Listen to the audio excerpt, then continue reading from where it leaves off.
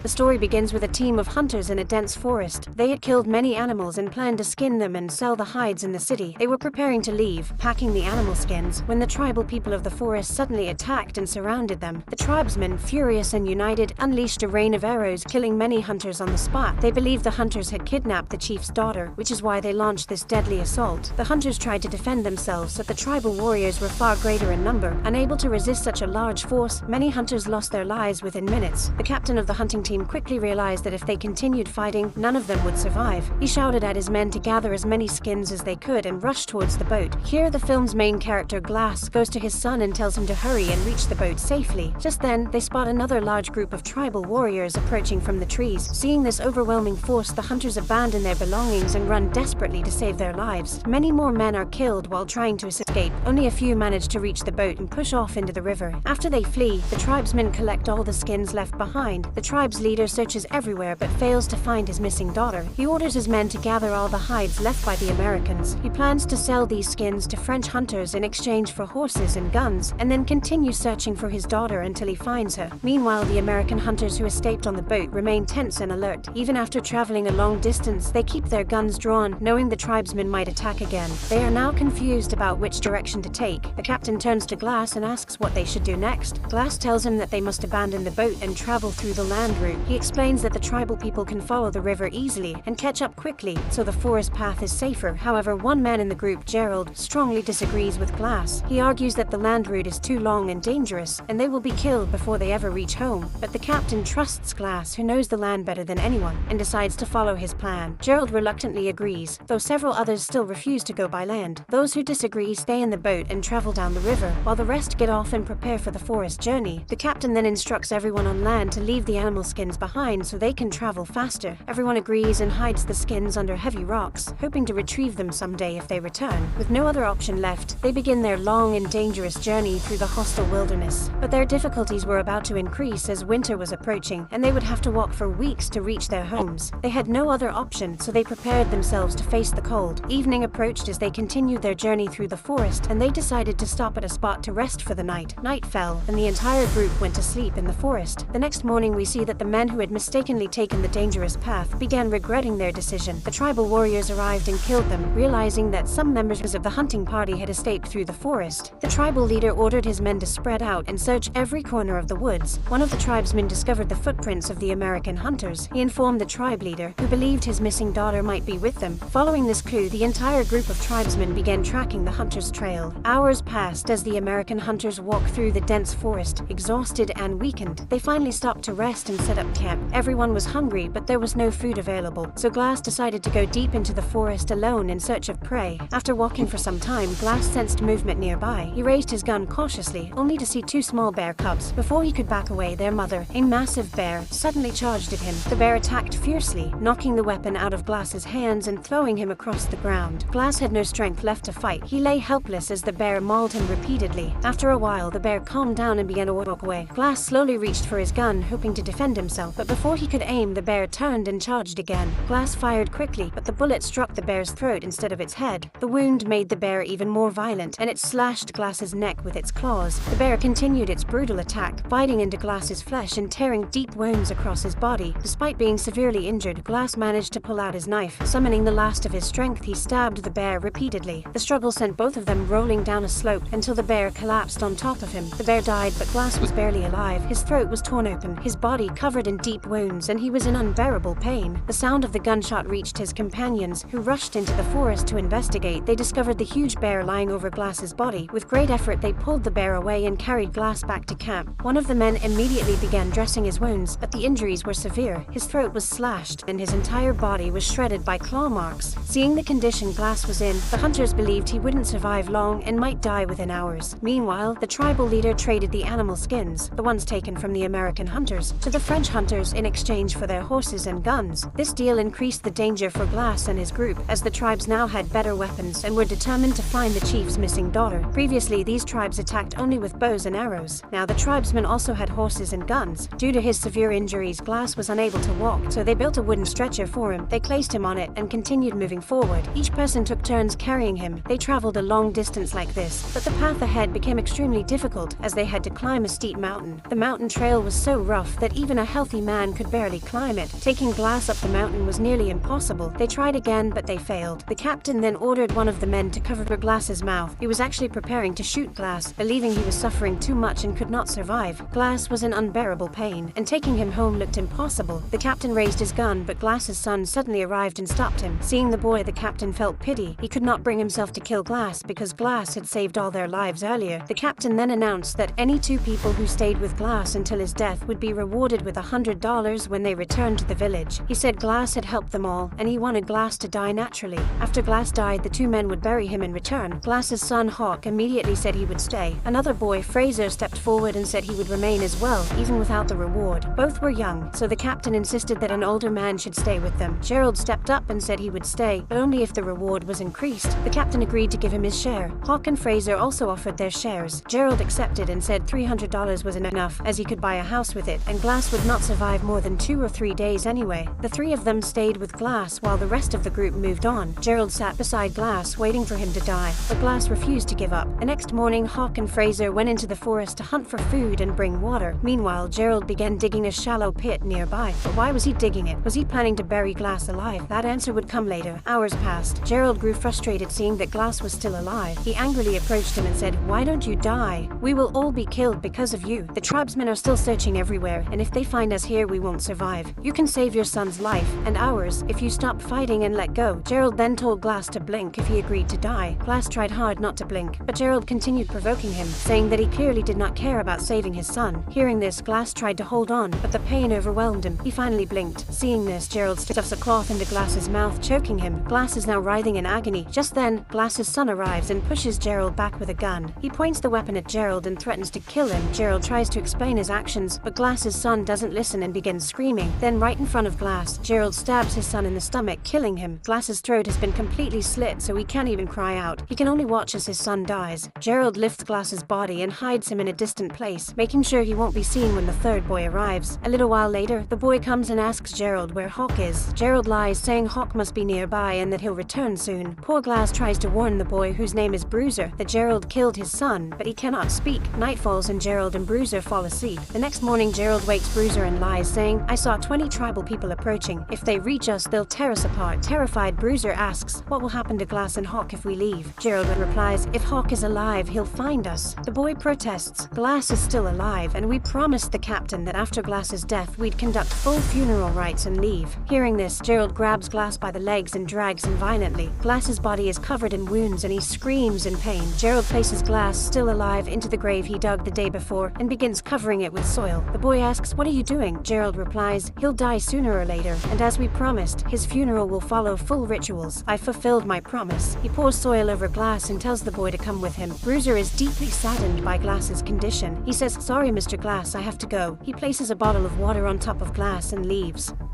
Now Glass is alone, suffering. He lies for hours in the grave, half dead, thinking, "If I'm going to die here anyway, why not try to escape?" He summons all his strength, moves his arms and legs, and after great effort climbs out of the grave. Glass is in immense pain. He crawls to the spot where his son's body lies. Seeing his son dead, he is utterly devastated and consumed by a fire of revenge. He rests his head on his son's body and falls asleep. In the morning, Gerald wakes Bruiser and says, "Get up quickly, we have to leave. 12 men from the tribe are after us." Bruiser replies, "You said 20 men were after us." He realizes Gerald lied and pulls a gun on him. Gerald calmly says, "You should thank me. I saved your life. I had to scare you because we couldn't risk our lives with a half-dead man. Glass was about to die anyway. If you want to survive, you must follow my orders. Otherwise, you can go back to Glass alone." Hearing this, the terrified Bruiser agrees to Gerald's suggestion and moves on with him. Meanwhile, Glass is at the same spot, and now he is hungry. He crawls to a place where an animal's skull lies. He breaks a bone and eats the dried flesh. Then he crawls to the edge of a hill and sees a river below. Glass is now thirsty as well. With great difficulty, he crawls to the riverbank and tries to drink water, but when he does, the water flows out of his neck because it was cut.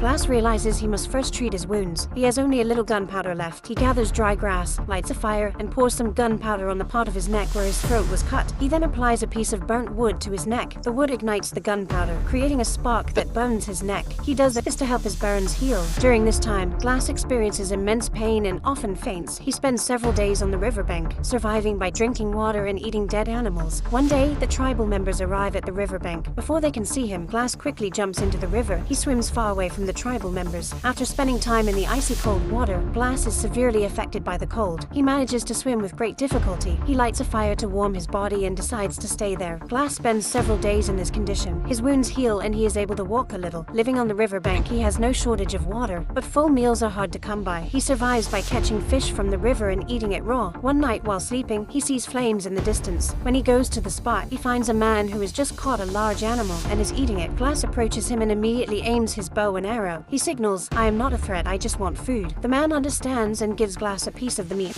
They both sleep there for the rest of the night. The next morning when the man sees Glass's wounds, he asks, "What happened to you?" Glass explains, "I was hunting with my team and a wild bear left me in this condition. My companions then left me to die in the forest, and they also killed my son." Hearing this, the man feels very sorry for Glass. He says, "My entire family was also killed by French hunters." The man becomes emotional, but adds that he does not want to take revenge on the French because revenge is in God's hands. Looking at Glass's wounds, he says, "You can travel with me." After this, they continue their journey together on horseback. Meanwhile, Gerald and Bruiser reach very close to their village. Before entering, Gerald tells Bruiser that no one must know what they did. He warns Bruiser that if the truth comes out, the captain will punish them severely. Bruiser, forced to agree, reluctantly does so. Gerald and the boy go to the captain. Gerald tells him that they stayed with Glass until his last breath. They gave him a proper funeral, and Glass's son was captured by the tribesmen, but they escaped with their lives. Hearing this, the captain gives them both $100 as promised. However, the boy leaves without taking the money. Gerald takes the boy's share and explains that the boy is traumatized by the events of the journey. That is why he refuses the money. Gerald leaves as well. Meanwhile, Glass continues traveling through the snow with the man. Suddenly, a blizzard begins. Glass is ill and his wounds are festering, causing him to faint. The man builds a small wooden hut for Glass. He strips Glass of all his clothes, places him inside the hut, covers him, and lights a fire outside to keep him warm. The night passes in this way. The next morning, Glass wakes up and looks around, but the man is nowhere to be seen. As he walks a little further, he sees that the man has been hanged from a tree. A short distance away, Glass spots French hunters. He realizes these are the men who hanged the man. Glass reaches his horses and sees a French hunter attacking a girl. The girl turns out to be the daughter of a tribal chief. These are the same French hunters from whom the tribal chief had exchanged horses and guns for hides. They had also kidnapped the chief's daughter. The tribal chief, however, believed that American hunters were responsible. Glass sneaks up from behind and kills the man who was attacking the chief's daughter. Freeing her, he quickly mounts a horse, unties the other horses, and fires a gun, causing the French to flee. In their panic, they drop Glass's water bottle. After escaping, Glass spends the night under a tree. The next morning, he sees the tribesmen closing in. He mounts his horse and starts running, but the tribesmen are very close. He shoots a few tribesmen and accelerates. Soon, he reaches a mountain with a deep ravine below. Glass can't stop because the tribesmen will kill him. He throws himself and his horse over the ravine, crashing into a tree and falling into the snow. The horse falls onto the rocks below and dies. Glass survives because he hits a tree and lands on a thick layer of snow. However, his condition worsens. A strong storm hits and the cold intensifies. If Glass doesn't find shelter, he will freeze to death. To protect himself, Glass cuts open the horse's stomach, removes its organs, and crawls inside. He spends the night inside the horse's body, knowing that staying outside would mean certain death. In the morning, Glass wakes to find the weather has returned to normal. He continues his journey, exhausted but alive. Meanwhile, a French hunter arrives at the location where Glass is supposed to be traveling. He asks the American hunters for help, and they bring him in. The captain asks him, "What happened?" The man explains that someone came, killed their captain, and freed all their horses. This man was actually referring to Glass. The man who attacked the chieftain's daughter was the captain of the French hunters. The man explains that after the horses were freed, their entire team disintegrated. Some died from the cold, while others were killed by the chains. As evidence, the man shows some of his companions' belongings. He reveals a water bottle, saying that the man who killed their captain dropped it while leaving. Bruiser replies, "It's the glass bottle I gave him." They ask the man where Glass killed their captain. He tells them the location is 30 miles away. Captain Razor and some men set off on horseback to find Glass. Gerald realizes he is about to be trapped. After several hours of travel, night falls. They reach the spot where the man found the bottle. The captain orders everyone to search for Glass everywhere. Then they see a man in the distance. As they approach him, they realize it is Glass. The captain is shocked because Gerald had told him that Glass was dead. The captain approaches Glass and asks what happened. Glass tells him the truth. The captain rushes back to his village to find Gerald, but Gerald has stolen all the money from the safe and fled. The captain angrily beats Bruiser and orders his men to arrest him. Glass intervenes, telling the captain that Bruiser is not at fault. He knows nothing about what happened. happened, so the captain should let him go. The captain decides to pursue Gerald, who murdered Glass's son and stole the money. Glass offers to go with him. The captain insists. No, you need rest. I'll go alone. Glass replies. No, I've traveled too far for him. I'll kill him myself. The captain agrees, and the two set off on horseback to find Gerald. They follow the footprints of Gerald's horse. After a considerable distance, they reach a point where the paths diverge. The captain tells Glass to take the right path while he takes the left. They separate while the captain searches for Gerald. Gerald emerges from behind a large rock and holds him at gunpoint. He says, "Captain, what are you doing here?" The captain replies, "You're accused of murder. Come with me." Gerald refuses. Just as the captain reaches for his gun, Gerald shoots him, killing him. Hearing the gunshot, Glass rushes over and sees the captain's body lying there. Gerald has already fled. Acting quickly, Glass breaks a large branch and places it on the captain's back, straightening his posture. He then places the captain on a horse. Glass lies down behind him on the horse like a corpse, so that Gerald believes the one in front is Glass and the one behind is the captain's dead body. Seeing the horses, Gerald assumes the same. He shoots the man in front and the man falls immediately. Gerald is overjoyed, believing Glass is dead as well. He slowly approaches the fallen body. When he reaches it and turns it over, he realizes it is not Glass, but the captain. Before Gerald can react, Glass rises from the horse behind him and shoots Gerald. The bullet hits Gerald in the shoulder, forcing him to flee. Glass gives chase. The pursuit ends at a riverbank where a fierce fight takes place. Both of them are severely injured. Suddenly, the tribesmen arrive from across the river, intent on killing them. Just as Glass is about to kill Gerald,